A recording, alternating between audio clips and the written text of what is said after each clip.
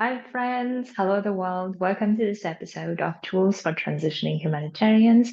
And today I want to talk about a topic that is so often overlooked and creates a lot of confusion, a lot of procrastination, and not knowing how to go and what to do about it, which is a setback that all of us probably have experienced, will experience, and therefore we need to start understanding what it is and how to deal with it, right? So therefore, I wanted to give you a tool that you can use in your everyday life, or when you're transitioning, or when you're pursuing a goal that's dear to your heart. And how can you deal with setbacks instead of giving up on your goal, or instead of just telling yourself that you can't really do that, you're not good at this, and then abandoning all of this altogether, and not to create a new identity of I'm just not good at this identity, right? So therefore, I really wanted to spend some time with you to talk about what it is a setback that we're talking about. How do we recognize that this is a setback that we are in currently? Why do we need to do this? Why do we need to learn the skill of getting ourselves out of it, and how to do that, right?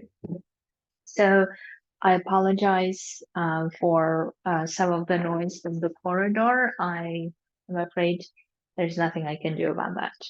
So let's talk about what it is a setback that you can use it for yourself to identify, oh, I'm in a setback and what am I going to do about it, instead of making it such a big deal or drama or something that you're so afraid of, right? So define for yourself what is your version of setback that you feel like, oh, I'm in a setback that I want to get out of it, or I want to understand it, right? So the way that I have really seen in my own life and in my clients' journeys is that setback is when we are feeling like we're stagnant, we're not really growing, or we're not really getting anywhere. We maybe some of us feel that as a stuck feeling, right? For others, setback is something that we feel like we're going backwards to, um, instead of going forward to our goals, to what we want and how we want to live our lives. So if you are in the job searching mode, for instance, or in the transitioning of job searching, then you may feel like setback is when nothing's really happening, or you just feel like nothing is going or moving forward. That's when you might decide, like you might define it as setback, right? So for every one of you, there might be your own definition of what a setback is, and then just get clear as to what it is and how you can recognize it. So here are the ways that I have suggested for you to recognize it, because feelings are so easy to detect, and we tend to also understand as soon as the feeling comes, and we are likely to not do a lot of the things that we said we would do. We tend to procrastinate a lot, right? So these are the feelings that I have experienced from myself and my client's journey, which is self-pity kicks in a lot of the times, or maybe if you're prone to beating yourself up, that's what's going to happen most of the time, right? That you feel like you keep beating yourself up a lot of the time. So that's when you are in that setback mode. You procrastinate a lot or delay a lot of the things, or you just keep saying that, oh, you have no energy, you have no time for this, or you're just barely doing the things, the minimum that you need to get by, but you're not really doing it. Or you can actually also find yourself consuming a lot of information, or consuming a lot of advice from internet instead of actually going and doing the things, right? So therefore, procrastination might be one of the biggest indicators of how we are in a setback. We may also feel that we are really undecided. Excuse me. We may feel like we're just not decided where to go and how to go and what to do, kind of thing, and therefore we just stay in this undecided place, or in this indecision. The other way that you may recognize it is you have a lot of questions and you don't really answer those questions. You just feel like, shall I go this way and shall I go this way, and then keep vacillating. And those are also signs of setback, right? Confusion is another big one. Is we feel confused about everything, right? We feel confused even about very um, basic things that we would have maybe otherwise done it, but because we're not really clear on the overall picture, or maybe we're not clear on the long-term goal, or we're not clear whether this is going to work, what we are trying to do, and therefore we just stay in a lot of confusion. And when we know that we're in confusion, is we just feel like we're just going in the circles and we're not really getting to the deepest end or deepest answers or whatever it is that we're searching for. Another one that makes us stay in setback or bring us to setback that I have a lot of experience in myself, which is disappointment, right? So we may get so disappointed in something that we have been doing with full-hearted heart and soul. And then when we get disappointed, we just feel like it's all was wasted, or what was the point of doing it? And then we get so disappointed, or we get so much hurt.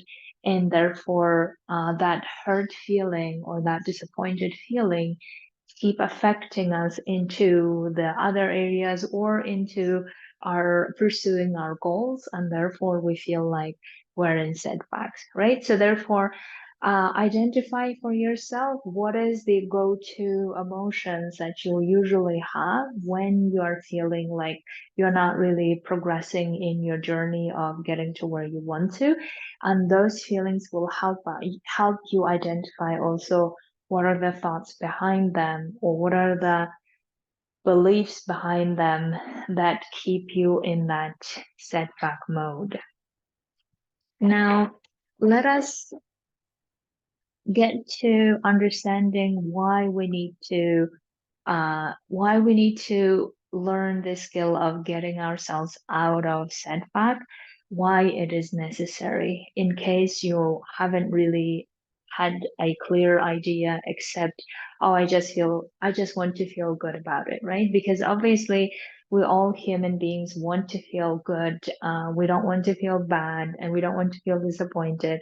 All of these are very natural, right? So therefore, besides wanting to feel good, what other reasons we may have in order to really understand why we need to learn the skill of getting ourselves out of setbacks, right? So one reason is in order not to exacerbate our current situation, because oftentimes when we are in the situation of feeling so disappointed or so undecided or so confused, or not really knowing what's really that's interesting for us or what's really that we're wanting, when we are in that situation, it's so easy to go and um, look at all other areas of our lives and say, well, everything is not working, everything is a mess, I'm falling apart, and get into those existential types of questions, which may not be useful, especially when we are in a setback situation, right? So, therefore, I suggest not to kick yourself in the gut when you're already feeling down or low. Therefore, learning how to get out of setback is so crucial, so we can at least contain this setback to this particular situation, understanding why we are in this situation and get ourselves out of that. And then when we're feeling good, let's talk about existential topics. Because when we're feeling bad already, talking about existential topics may just get us further into the as if like into the hole, and then getting out of there is going to be difficult, right? So that's why we need to learn how to not exacerbate things and look at things when it is fresh, look at things when it is happening and on time, and also isolate every situation so that we don't then go and generalize to everything else. So that's why one of the main reasons that we need to know and learn how to get ourselves out of the setback is not to exacerbate our current situation. The other one is to get good at being in charge. And what I mean is that oftentimes when we are pursuing a goal, it feels like it's out of reach. It feels like it's not really within our control. It feels like it doesn't really depend on us. And when we are in setback situation, we feel it feels even further out of reach. And therefore, we tend to give up easily in that moment to say that, oh, I've done my best, or I have tried, it's not going to work, it won't work, I knew it wouldn't work, right? So we just confirm our own biases. And therefore, in setback situations, it's just so easy to give up on everything that we have built until then. So therefore, learning how to like expect that setbacks are part of the journey and expect that we um, are required to overcome those setbacks, right? Otherwise, we will not get to what we really want to. And then feeling suffering and feeling defeat. And then also, what happens afterwards usually is that we don't really like where we are then. Because now we're saying that, well, what I wanted was there and I can't get there. Now I don't even want to be here. And then we just like com compound that feeling of defeat, right? But if we were able to say to ourselves that, well, setback is part of this journey and we're going to learn how to get ourselves out of there so we can feel like we know how to do it. We feel like we can actually do something about it. We feel like we know how to overcome our emotions or manage our emotions. Then it gives us so much freedom, so much the feeling of being in charge.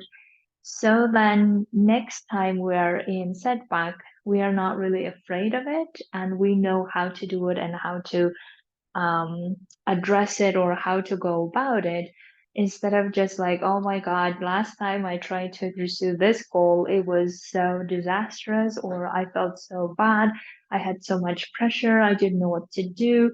And then we just tell all of those stories to say next time we're not going to pursue anything because last experience was not pleasant, right? So therefore we are afraid of setting goals and now we're just um, going around like by default of whatever happens, happens, while secretly feeling like I actually wanted this, right? So therefore, it's so key that we learn how to get ourselves out of setback so that we can feel in charge of how we create our results, how we keep pursuing what we want instead of giving up or abandoning what we want. Now, the other reason is obviously not being afraid of setbacks, right? Because some of the times we know that if we have gone through a setback once or several times, and then the next time it feels like, oh man, I don't really want to do this. It's so hard.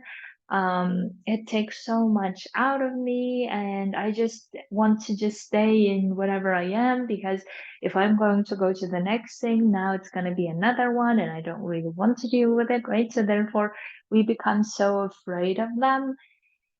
But we know life has those challenges, whatever they are, whether we pursue our goals or we don't pursue our goals, right? So therefore, even if let's say that we are afraid of setbacks and therefore we decided not to pursue our goals and then we just stayed where we are likely to go through a lot of those disappointment, the self-pity, whatever other feelings that you associate with setbacks, you're likely to experience them as well, only in a different context.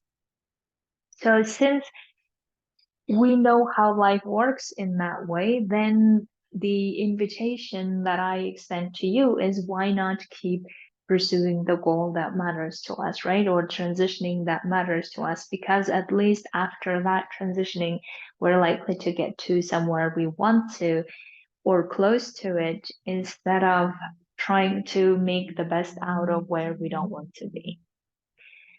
The other one is not to dramatize our situation or our setback so that we don't create more fear. And that's, I think, so key is a lot of the times when we are in setback and we have a lot of exaggerated feelings or dramatizing tendencies for many of us, including myself.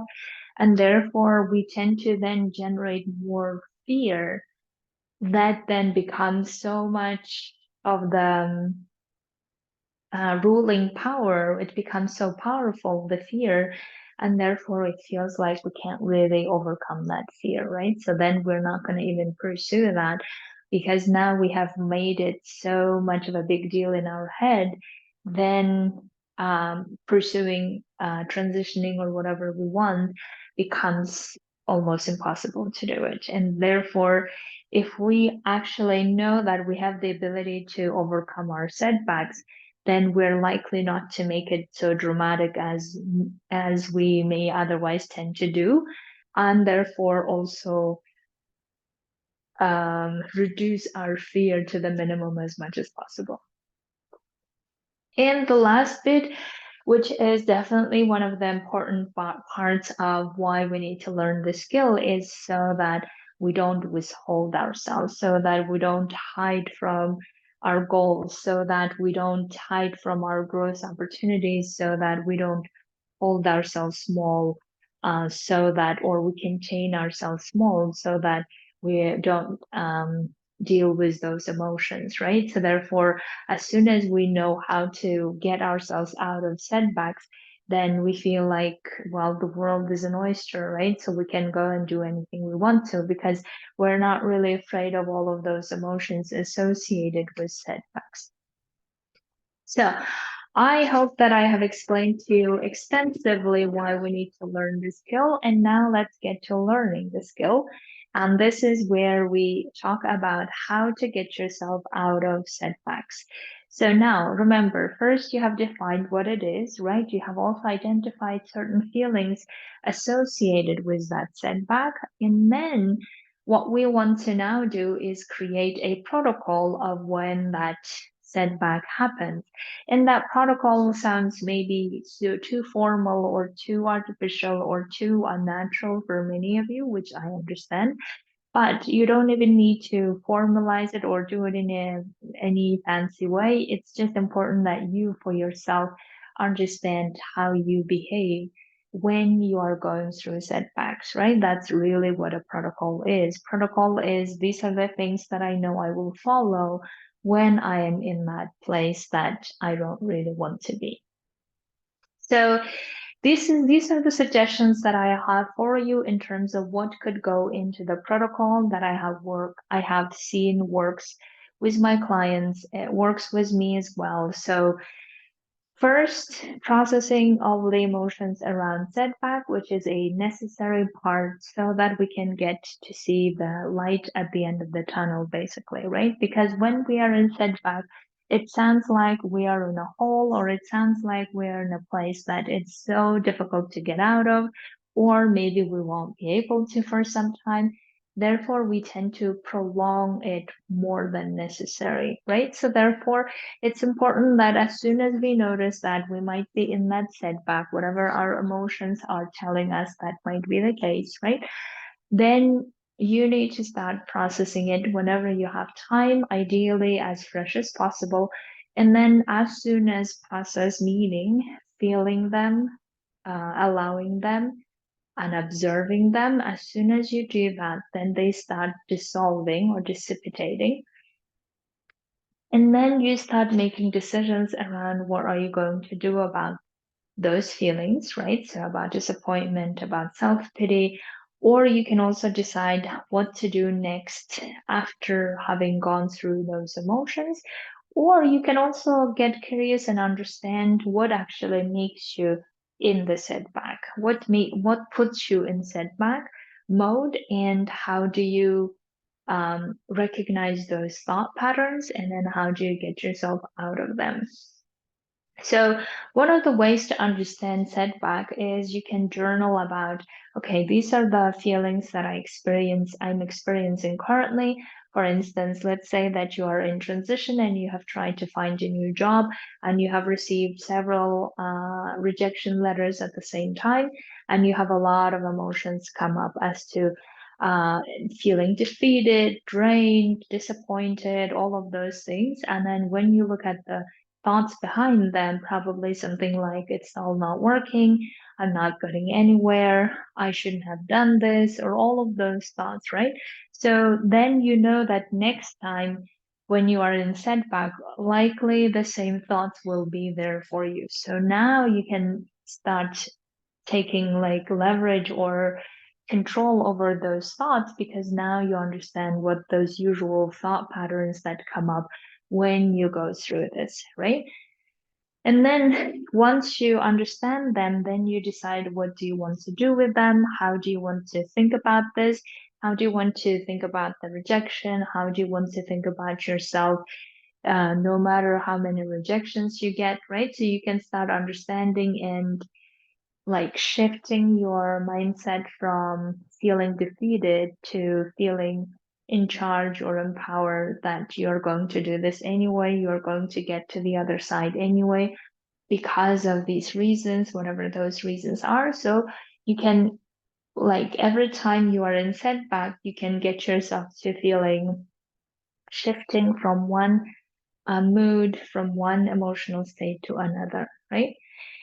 And the other one that I really want, I suggest for you to um, believe or create this belief if you don't have it, which is you are actually able to get yourself out of setback intentionally. Because a lot of the times I think we eventually, like, time heals and then we eventually get out of it and then feel good about it and then start doing the things that we want to do. But actually, we don't need to wait that long, or we don't need to just hope for the best and one day we'll be healed and everything will be fine, but rather intentionally in that moment when it's happening to say that, okay, I know I can get myself out of this situation. How will I do that? What are the actions I can take that will get me out of the situation, or get me feeling like I'm doing something, or get me to feeling like I'm actually closer to my goal? That would be one of the greatest favors you can do for yourself. And make a plan of how you're going to do this, right? So there might be different ways that you can plan. Um, One of the ways that I like visualizing, that I have seen in my coaches' presentations, is, so we basically will always have highs and lows in terms of our emotional state. And a lot of the times, our low points we associated with being in setback, not necessarily all the time, because some of the times when we're feeling sad, grieving, we also know that this is necessary. We know the reasons why we're doing it, and therefore we may not necessarily associate with being setback, right? But when it comes to pursuing goals or transitioning, and you are trying to get to somewhere and you feel like you're not really doing anything towards that, then you might actually experience that as setback, and also low meaning emotions that make you in a low mood. But notice that this is the cycle of us being in a high mood, meaning in the emotions we love being in, and then in the low ones, meaning the emotions we don't really want to be in. This is a cycle that continues happening even daily, right? If you're observing it. If you're not really observing it and you just happen to go and do your things in the work life or in your daily life, then you may not really observe this, but it may be even for some people it's months, like some months it's very high and other months it's low, or within that month there are a lot of changes. So therefore, this is actually something to be expected, instead of feeling like, oh my God, I need to be happy at all costs and how can I do that? And then making ourselves ironically unhappy because of that, right? Now, when we are then trying to get ourselves out of this low cycle, let's say, because we want to keep doing things for our transitioning, then we need to find a way to get ourselves across, instead of going all the way and taking a lot of time to get ourselves out of setback, right? So therefore, whatever your plan is, the plan may have something like accepting that this is part of being a human and it's normal, right? Having compassion for ourselves and then making some decisions. This is key. So even if you feel confused, even if you feel like you don't really know, choose one direction and start doing something about it, because otherwise getting out of setback will not be easy. And of course, if you are so much in the confusion or indecision, absolutely come coach with me, because those are the parts that we can really coach through to get you to the place where you really make this cut through to the high value or high cycle state where you then can start doing something about it, right? And also going and implementing is so key, even if when we feel like we don't really want to, but instead of like forcing yourself, because I think where many of us are so good at forcing ourselves or good at suppressing ourselves, instead of doing any of those things, just allowing yourself, okay, what if I can do things? I can do this um, cover letter anyway, or I can go to the gym anyway, or I can go and dancing anyway, so that I can get myself to have a mixture of different other emotions. And then from that emotions, we can start then going up and up and going towards the goal that we're wanting to pursue, so that we get ourselves out of the setback little by little, intentionally, instead of just waiting for like the time healing or waiting for something else happening that then gives us the stimulus to um, feel good about again, right? So therefore, I really would like for you to learn this skill of getting yourself out of a setback situation, creating your own protocol of whatever suits you, whatever feels good to you, that this is what I'm going to do when I feel low or when I feel like I'm not really moving forward, or I'm not really letting go of something to move forward. These are the things I'm going to do, and I'm going to intentionally try them on, right? Whatever they are in your protocol, and then try them and tweak them every time the protocol, so that, excuse me, you know how to get yourself out of the state to a state, emotional state that doesn't need to be exciting or happy or any of those emotions. Excuse me, it can even be the emotions of commitment, determination, that will get you then to be doing things that bring you closer to your goal as much as you want to. So thank you so much for listening and sharing this tool, and also wanting to learn about the skill. I would love to help you learn the skill of getting out of the setback as soon as possible, so you can continue in your journey of transitioning and making your transitioning as successful as you want it to be.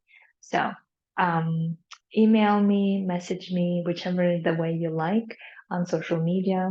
And I can't wait to hear from you. Thank you so much.